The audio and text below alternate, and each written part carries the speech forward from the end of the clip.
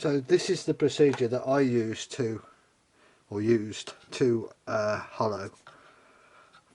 Follow, so you've got quite a steep angle there, and you've got to be aware of your other wing when you're going in. So you're going to take some 1/3 of a millimetre at a time, say, off the wing to shallow the wing. That'll create a ledge inside, and then when you've got a big ledge, just widen out the hole and keep chasing it down, keep chasing the wing out, and eventually you'll be hollow.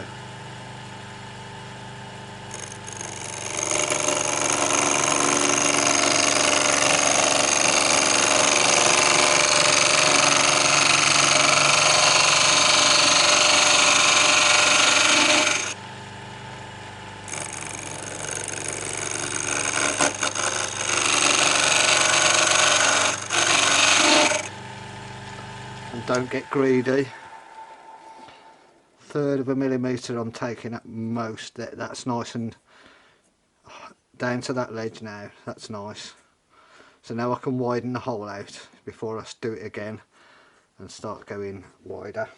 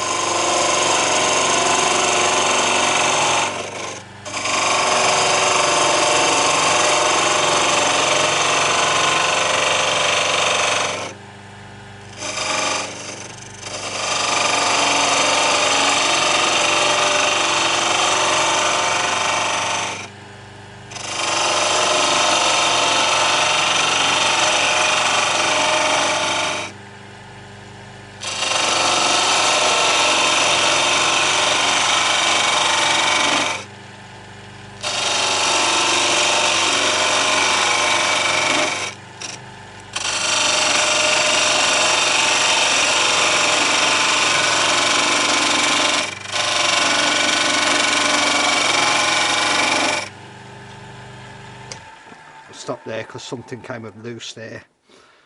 Don't want that slamming into them. Now, something to be aware of is all of the time as you're going down there, you've got to be aware of this top of your tool not catching the wing, so you've got to make sure you've got a gap. It's awareness rather than constantly looking, I think. So that got me down.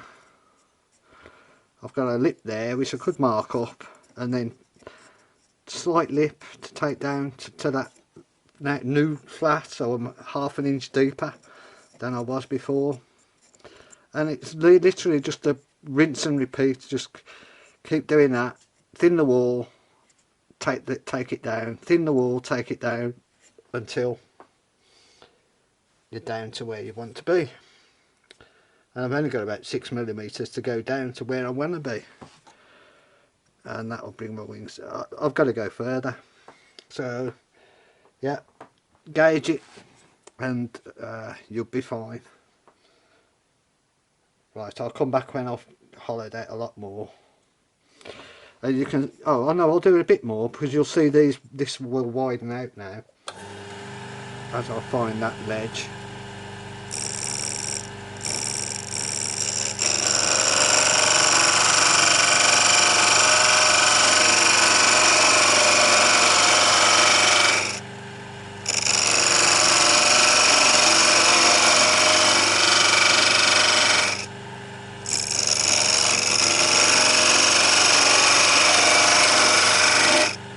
I can't stress how gentle those cuts are. Make it when I'm making contact. Still more. It's coming down. See, this eventually will hit the ledge, and that's when you know you've got to go down deeper. But at the moment, from about 10 millimeters in, I've got to go a bit more round.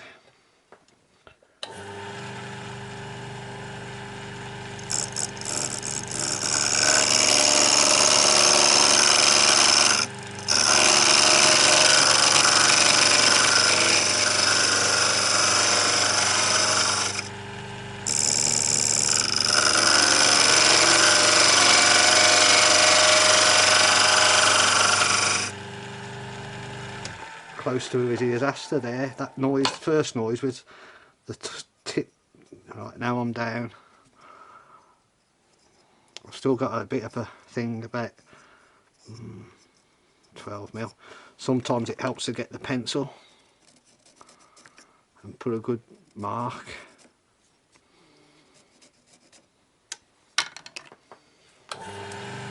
Yeah, I can see that.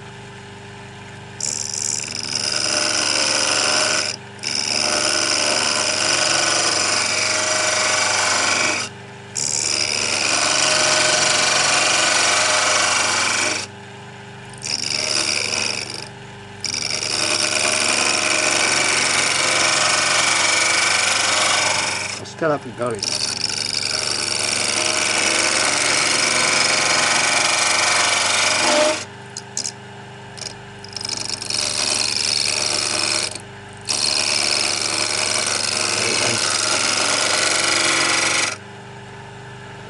And also be just as aware when you're taking the tool out as you were when you were sticking it in.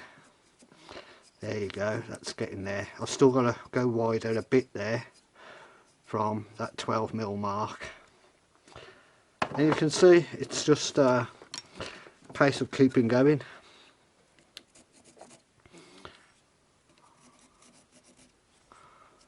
Until everything works out. Now as I get down to where I want to be, which is there, another 4 or 5mm, which should get me, maybe 6mm, get me down to there. What's happening now is the skew is starting to hit the heel of the skew is starting to hit the inside. So I am going to have to widen my inside hole a bit here to stop that happening, about 4mm, so it'll go from, I think it's 20, it's either 20 or 25.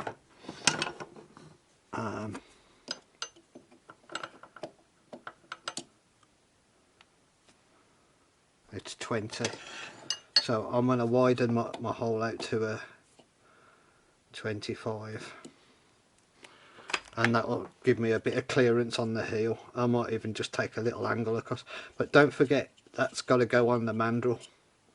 This has got to be reversed at some point, and there's got to be enough there to hold it, even if you take a bit of hot glue around the flat inside when you do that.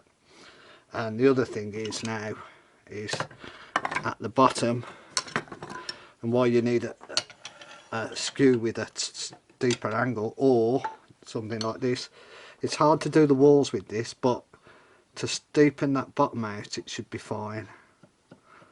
So there you go. Well, it's quite horrific down at the bottom of there. I need more experience, I think, and better turning tools. People with hollow form experience will probably know what to do here. That just gets down to there, but oh no, I can flatten that off a bit more there and get into that. It's a puzzle. You've just got to keep working out how you can get further down. I'm almost there on that one. I'm there. Well, I could do with another 2mm. 2 or 3mm at the edges will do it. I might take the whole face down 2mm and see where I am with the hole. Yeah. But anyway, that you get the point. They're getting nice long deep wings now. I've rattled them a few times and they haven't broke off, so that's good. But yeah, when this is finished, we've got to find a way of mounting that on the mandrel the other way round. If you wanted to do a hollow form, do a hollow form. Don't do it to the bottom. Turn it into a hollow form and have a normal teller on the other end. But if you want the double ended, you've got to have a way of turning it round and mounting it on a chuck, or mounting it on a mandrel, or whatever you're going to do. Alright, I'll come back when I've figured out how to get down that extra couple of millimetres, 3 or 4mm at the most. Thanks.